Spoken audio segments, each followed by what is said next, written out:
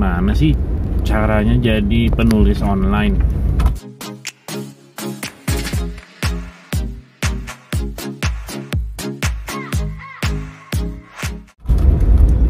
Nah, semenjak saya memiliki profesi baru sebagai penulis online, ada banyak pertanyaan yang dari teman-teman saya dan dari kerabat yang nanya, gimana sih caranya ngedapetin pekerjaan, ngedapetin job untuk nulis online gitu. Dalam artian kita mengerjakan dan mengirimkan hasil pekerjaan kita sepenuhnya lewat online, entah lewat email atau lewat platform yang diminta oleh klien.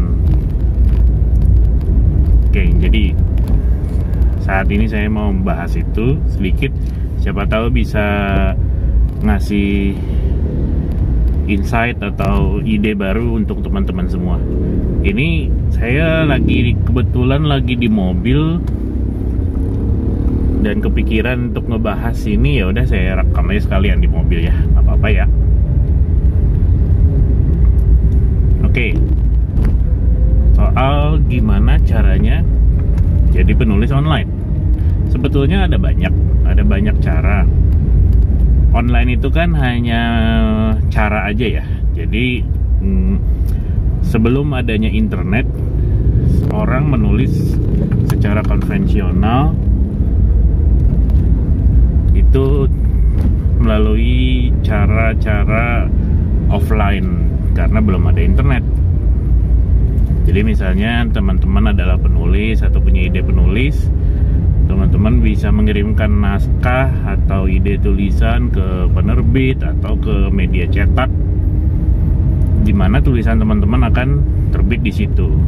Karena sebelum ada internet, maka tidak ada blog atau website atau yang lain-lain. Oke, itu sedikit kelas balik aja ya.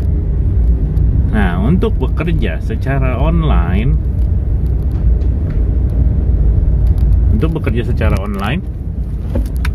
kita bisa bekerja dari mana aja, bisa menulis dari mana aja. Dan saat ini saya sedang mempraktekkan itu. Jadi klien meminta saya mengerjakan project yang mereka miliki, kemudian saya kerjakan dari rumah atau dari mana saja menggunakan laptop saya, atau terkadang saya juga pakai handphone. Nanti saya akan bahas lebih lanjut ya di bagian lain, software apa yang saya pakai atau aplikasi apa yang saya gunakan untuk menulis, untuk memudahkan menulis. Oke. Nah, itu sekilas mengenai menulis online. Nah, untuk saat ini karena booming media online, maka media-media konvensional pun beralih ke online. Contohnya saja Kompas, jadi ada kompas.com, Tempo juga ada tempo.com, ada detik.com dan lain-lain. Nah, jadi kalau kalian mau menulis online tapi masih berdekatan dengan dunia menulis konvensional, nah, yang pertama ini kalian bisa menjadi penulis atau kontributor untuk media-media itu. Jadi misalnya teman-teman punya naskah atau berita atau artikel menarik, teman-teman bisa menulisnya di rumah, kemudian mengirimkan ke redaksi dari media tersebut. Kalau naskah teman-teman diterima,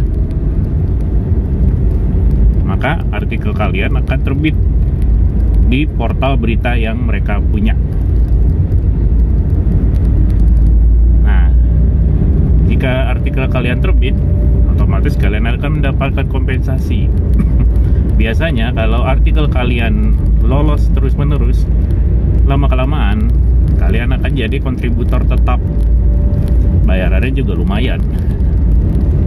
Oke ya, itu yang pertama. Yang kedua, saya cuma bahas dua aja dulu ya. Sebetulnya ada banyak, tapi Ini supaya kita nggak terlalu luas pembicaraannya. Yang kedua ini adalah yang saya lakukan karena saya masih newbie, masih baru banget di dunia menulis online, karena saya baru mulai mengerjakan profesi ini, mulai melakukan profesi ini sejak bulan Maret tahun ini, tahun 2020. Jadi saya mencari peluang menulis online di marketplace jobs yang ada. Nah, dari sekian banyak marketplace jobs itu, saya membuat profile, saya membuat contoh artikel, contoh tulisan, agar calon klien yang saya incar itu bisa mendapatkan gambaran mengenai hasil tulisan saya atau gaya bahasa dari tulisan saya dan lain-lain. Intinya saya mencantumkan portofolio di marketplace jobs tersebut. Nah, dari sekian banyak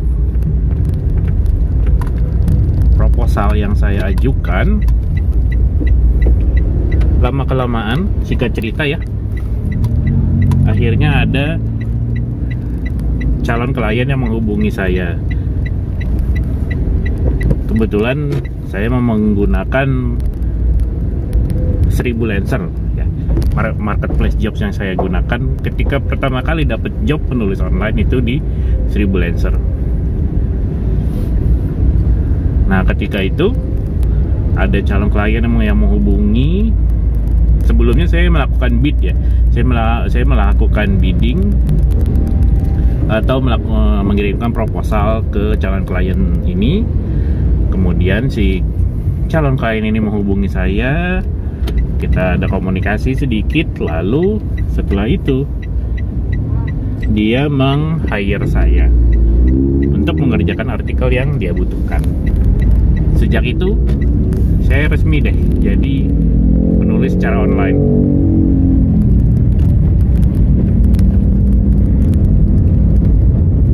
Nah, di sini saya mau sedikit menekankan di bagaimana cara menjadi penulis online menggunakan marketplace ya. Jadi kalau misalnya kalian punya talenta menulis, entah itu menulis artikel atau apapun, bisa resume, menulis CV, menulis company profile dan lain-lain, kalian bisa mencari pekerjaan di marketplace jobs tersebut. Ini dari pengalaman saya sendiri. Saat ini saya secara aktif banyak mendapatkan klien dari 1000 Lancer dan Fastwork. 1000 Lancer itu marketplace lokal, tapi klien yang ada itu bukan dari Indonesia aja, tapi dari luar negeri juga ada. Karena saya sampai saat ini mendapatkan klien dari luar negeri beberapa kali untuk pekerjaan artikel atau menerjemahkan dari bahasa Inggris ke bahasa Indonesia. Karena pangsa pasar Indonesia itu luas sekali, pembaca internet di Indonesia sangat banyak. Jadi orang-orang bule itu banyak mengincar pasar Indonesia untuk memperluas pembaca website mereka. Jadi kebetulan klien saya ini memiliki website yang membahas mengenai self improvement dan stoik, tapi untuk pasar Indonesia. Karena itu dia awalnya memberikan link artikel atau contoh tulisan dalam bahasa Inggris untuk saya terjemahkan ke bahasa Indonesia, sehingga artikel tersebut diterbitkan di websitenya dia dengan tujuan atau sasaran pangsa pasar pembaca Indonesia. Dan yang seperti ini banyak Jadi saya juga pernah dapat pesanan artikel dari orang luar juga dengan tema musik, tapi dengan bahasa Indonesia. Jadi saya berkomunikasi dengan klien ini menggunakan bahasa Inggris, namun artikel yang saya kerjakan itu ada dalam bahasa Indonesia. Nah itu salah satu contoh aja betapa luasnya pangsa pasar Indonesia dan sangat menarik untuk orang-orang luar Indonesia. Jadi saat ini peluang kalian bekerja secara online itu gede banget sih. Kalian bisa coba tuh marketplace. Saya sih nyarankan ya, daripada kalian di rumah aja bengong main game terus. Saya nggak bilang main game itu jelek, karena saya juga gamer. saya juga senang main game, tapi nggak ada salahnya di waktu luang kalian selama di rumah. Misalnya kalian main game 10 jam, nggak ada salahnya tuh ngerubah 5 jam yang kalian punya untuk kalian cari peluang lain atau cari peluang baru untuk dapat uang. Nggak ada ruginya sih kalau kata saya sih. Misalnya kalian teman-teman SMA, usia SMA atau kuliah, atau malah orang yang seperti saya yang pekerjaannya terhambat karena pandemi, nggak ada salahnya kalian mencari peluang baru. Hari ini agak silau ya. Bogor hari ini lagi panas. Kemarin baru hujan deras. Oke, kembali lagi ke soal penulisan online. Ya, jadi nggak ada salahnya kalau kalian punya skill menulis, membuat artikel atau membuat postingan untuk web.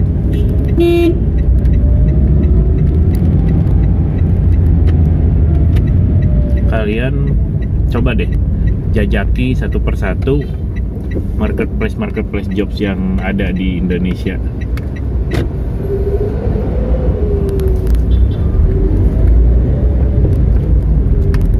Sebab gini, misalnya kalian berhasil mendapatkan satu orang klien. Kalau klien itu puas, biasanya dia akan repeat order. Setelah beberapa kali repeat order, biasanya, ini saya alami sendiri ya, biasanya bayaran kalian akan naik. Nah, jadi misalnya ketika kalian awal-awal mencoba menulis secara online, mungkin agak kaget ngeliat ini kok harganya murah ya. Misalnya satu artikel setelah dihitung-hitung kok cuma 20.000 ya, atau 30.000. Ya suka tidak suka, memang harga penulisan artikel di Indonesia memang masih murah, tetapi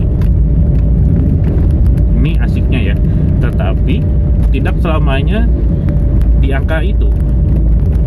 Karena setelah lama-kelamaan tulisan kalian membaik, makin hari makin membaik, lama-lama kualitas tulisan kalian akan jauh lebih bagus dari sebelumnya. Nah, setelah tulisan kalian itu bagus, biasanya si klien ini akan menaikkan harga, atau kalian mendapatkan klien baru di harga yang layak. Klien baru ini bisa dari mana aja, bisa dari marketplace yang sama. Jadi terkadang klien-klien yang mencari freelancer di marketplace itu kadang-kadang menghubungi secara langsung penulis setelah beberapa kali melakukan jobs melalui platform. Atau setelah kalian punya banyak tulisan-tulisan sebelumnya, kalian kan punya media sosial, nggak ada salahnya kalian cantumkan tuh contoh-contoh tulisan yang udah kalian buat di media sosial. Nggak usah semuanya sih, misalnya cukup bagian depannya aja atau covernya aja. Atau kalau memungkinkan, kalian sebar linknya melalui WhatsApp, melalui Instagram, melalui Facebook ya, melalui apa saja, Twitter, pokoknya media sosial yang kalian punya, manfaatin aja, itu nggak ada salahnya.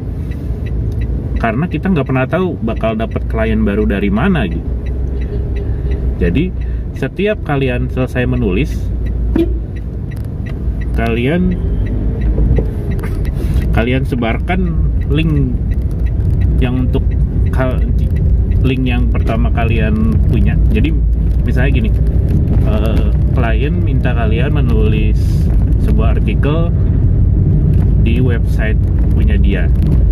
Nah, walaupun terkadang nama kalian tidak tercantum, tapi kalian bebas menyebarkan, men-share link yang ada ke manapun. Kalau saya sih biasanya setelah selesai menulis, saya copy linknya, kemudian saya sebarkan lewat WhatsApp. Jadi walaupun websitenya bukan punya saya, tapi itu tulisan saya kan. Nah, tulisan saya itu bisa dibaca dengan bebas oleh siapapun yang ada di lingkaran pertemanan WhatsApp yang saya punya, atau siapapun yang melihat link tersebut di media sosial saya. Tapi kan itu punya websitenya punya orang, nanti kita mempromosikan website orang dong, ya nggak apa-apa, kan saling menguntungkan. Jadi kalian tulisannya banyak yang baca, terus klien kalian websitenya juga makin ramai, nggak ada salahnya sih. Jadi saling menguntungkan aja. Karena enaknya kalian menyebarkan link itu adalah, misalnya ada, setelah kalian menyebarkan tulisan melalui media sosial misalnya, terus ada yang nanya, Mas atau Mbak, boleh nggak saya lihat contoh tulisannya?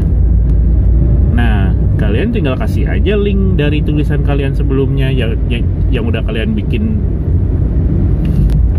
Jadi orang yang nanya itu tinggal baca deh artikel kalian dari link itu. Itu salah satu cara promosi yang efektif sih.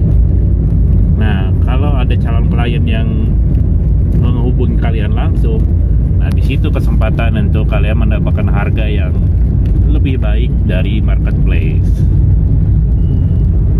Nah, jadi kalau disimpulkan, bagaimana caranya saya ya, ini kembali lagi saya tekankan, ini cara saya, tapi bisa kalian lakukan ya. Cara saya menjadi penulis online adalah saya memasukkan, saya membuat profile di marketplace jobs yang ada. Marketplace jobs itu ada banyak. Ada Seribulancer, ada projects.co.id, ada Fastwork, ada Upwork kalau dari luar negeri, ada freelancer.com, ada fiverr.com. Kalau kalian belum pede dengan kemampuan bahasa Inggris, saya saranin sih coba aja dulu ke platform lokal. Yang lokal itu yang tadi ya, ada Seribulancer atau projects.co.id dan lain-lain. Kalian taruh profil kalian sebagus mungkin.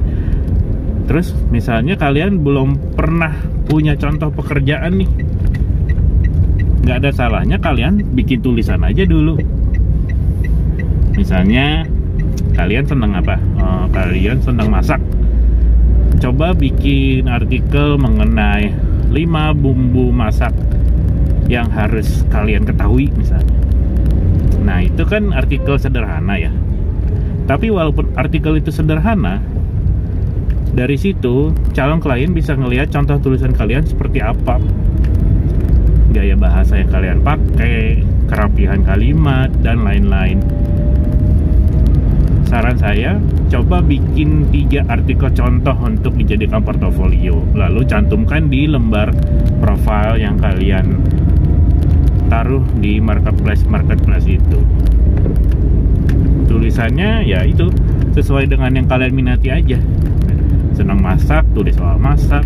Senang baca, kalian bisa menulis soal rekomendasi buku, misalnya 5 rekomendasi buku humor tahun 2020 misalnya. Nah, kalian tinggal sebutin deh 5 judul buku.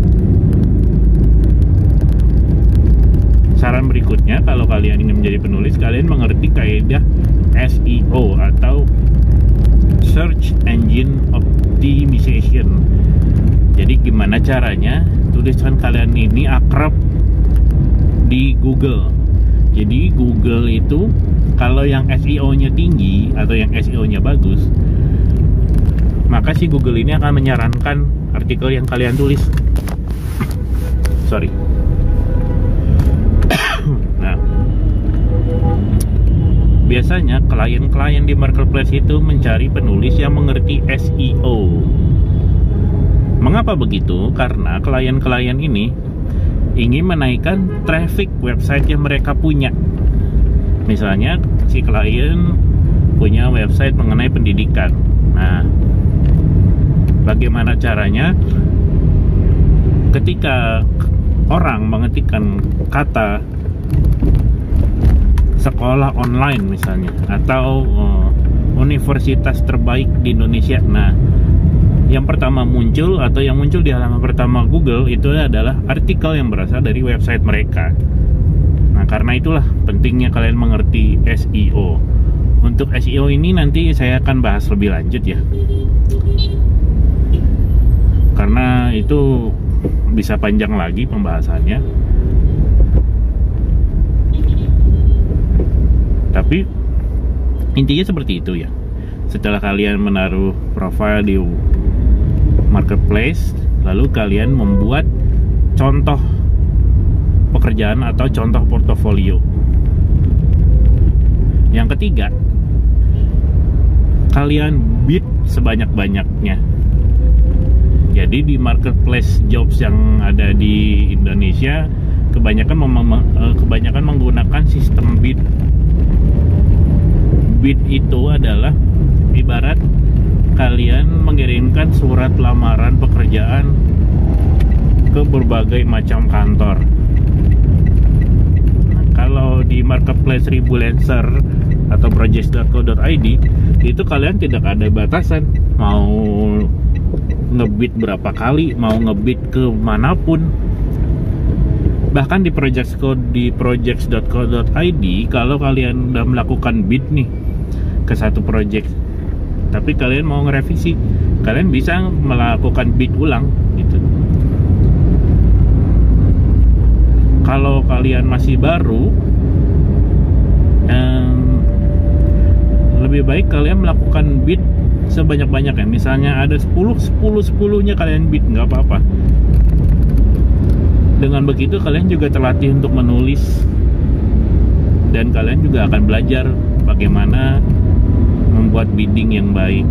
Jadi misalnya kalian masih SMA atau masih kuliah, pasti pernah belajar menulis surat lamaran pekerjaan kan? Nah, kalian bisa tuh manfaatin pengetahuan yang kalian punya, tapi dengan bahasa yang lebih santai. Nah, bagaimana cara menulis bidding yang efektif nanti akan saya share juga ya di beberapa video nanti berikutnya. Oke, jadi tipsnya 3 ini aja dulu. Pertama, kalian sebarkan profile di marketplace. Kedua, kalian siapkan portofolio atau contoh pekerjaan. Ketiga, kalian bid sebanyak-banyaknya. Sebanyak-banyaknya. Ditolak bid lagi, ditolak bid lagi. Nggak masalah. Toh kalau ditolak nggak ada kita nggak usah malu. Toh kita juga nggak ketemu sama orangnya secara langsung kan. Kita juga di rumah gitu. Kalau misalnya keseringan ditolak kita bete, ya udah main game dulu juga nggak apa-apa. Atau cari suasana baru, nonton TV atau nonton Netflix dulu juga nggak apa-apa. Tapi yang penting jangan nyerah karena biasanya setelah satu project goal atau satu project kalian dapatkan, biasanya akan berlanjut ke 2 project berikutnya, 3 project berikutnya, dan seterusnya. Dan sampai saat ini saya sudah mendapatkan beberapa klien, dan klien-klien saya yang lama sampai sekarang masih melakukan repeat order. Nah, itu sekilas mengenai bagaimana caranya menjadi penulis secara online. Mudah-mudahan sharing dari saya ini membantu untuk kalian yang bertanya bagaimana sih cara ngedapetin uang dari menulis secara online. Ya, di era seperti ini kalian bisa manfaatin peluang yang ada di meja kalian, entah laptop atau gadget atau apapun. Oke. Sekian dari saya, terima kasih.